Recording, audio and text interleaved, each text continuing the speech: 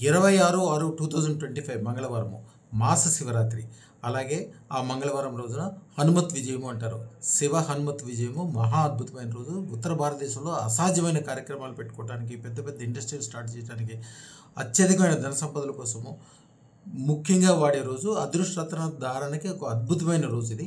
ఈ రోజు కంటే ముందు రోజు నుంచి, అంటే ముందు మంగళవారము 17/6 ఒక మంత్రం రోజు పొద్దున్నే అష్టసిద్ధి నమనిధి సీతారామరాజ ప్రదాత మమ సర్వైశ్వర్యం దేహి ప్రేచ్ఛ నమస్వాహ.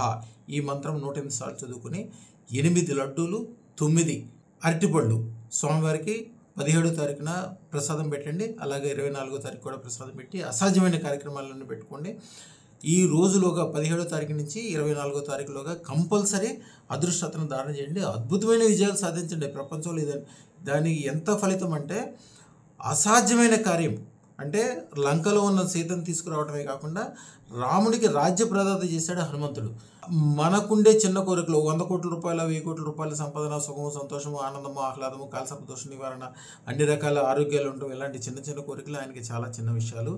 ఈ రోజున శివుడి యొక్క శక్తితో కలిసి ఉంటాడు కాబట్టి చాలా పవర్ఫుల్ ఉంటాడు కాబట్టి ఈ రోజున తప్పకుండా ఈలోగా అదృష్టరత్నం తప్పకుండా ధరించండి. మీ బంధువులందరికీ ధరించేయండి.